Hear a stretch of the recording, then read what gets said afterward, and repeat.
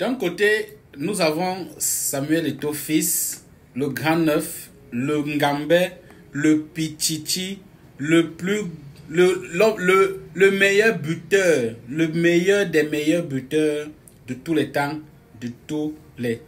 en Afrique et dans le monde entier. De l'autre côté, nous avons Monsieur le ministre des Sports, Moelle Ekombi. D'un côté, nous avons des informations qui arrivent sous haute instruction. Et de l'autre côté, nous avons des informations qui arrivent sur les statuts de la FIFA. Très bien. C'est un match serré. Très serré. Et honnêtement, vous allez vous dire pourquoi ça m'amuse, pourquoi je ris.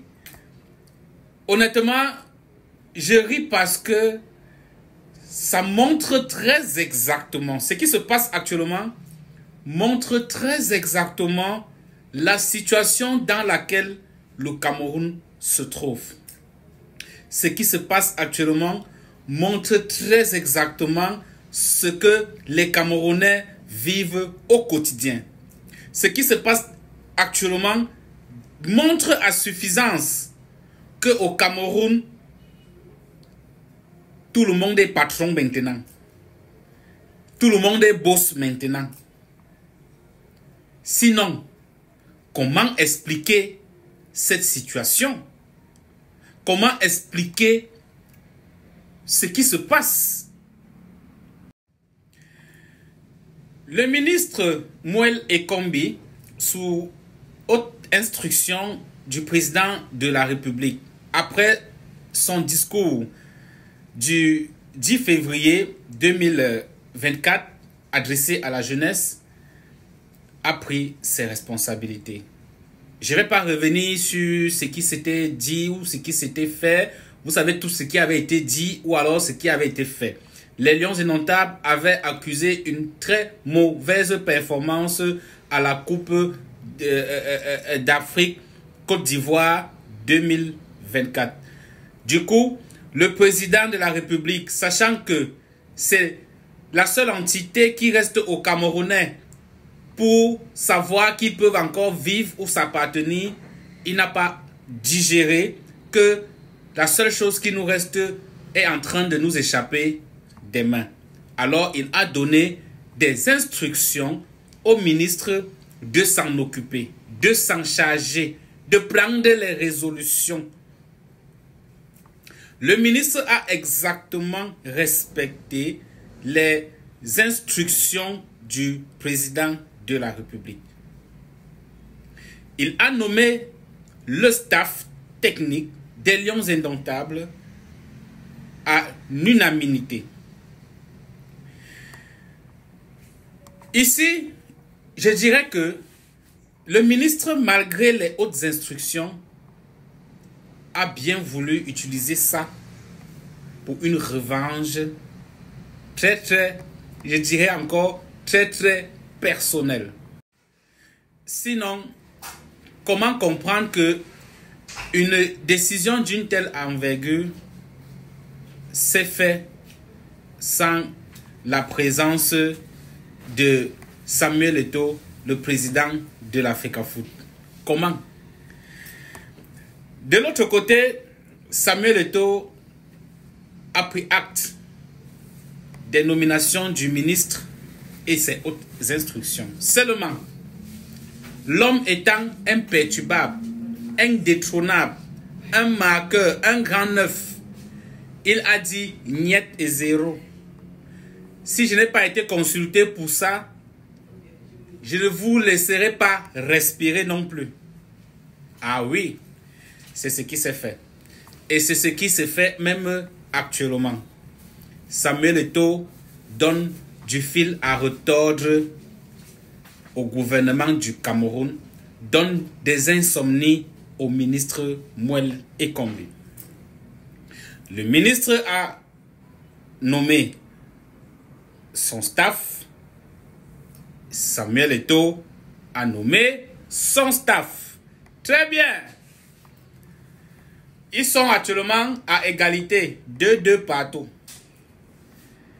Comment cette affaire va se terminer? Moi, je n'en sais rien. Des sources bien introduites nous font savoir que Samuel Eto'o aura des problèmes. Il sera arrêté. Il va rendre compte. D'ailleurs, la dernière correspondance du ministre des Sports, quelque part, envoie des menaces à Samuel Eto'o. Comme pour lui dire, si tu continues, tu devras nous faire un véritable compte rendu de ta gestion jusqu'ici, ou alors nous donner des explications de ta gestion parce que le gouvernement a financé. De l'autre côté, on ne va pas oublier que le même ministre qui menace Samuel Eto'o en lui disant qu'il doit se préparer à rendre des comptes superfétatoires.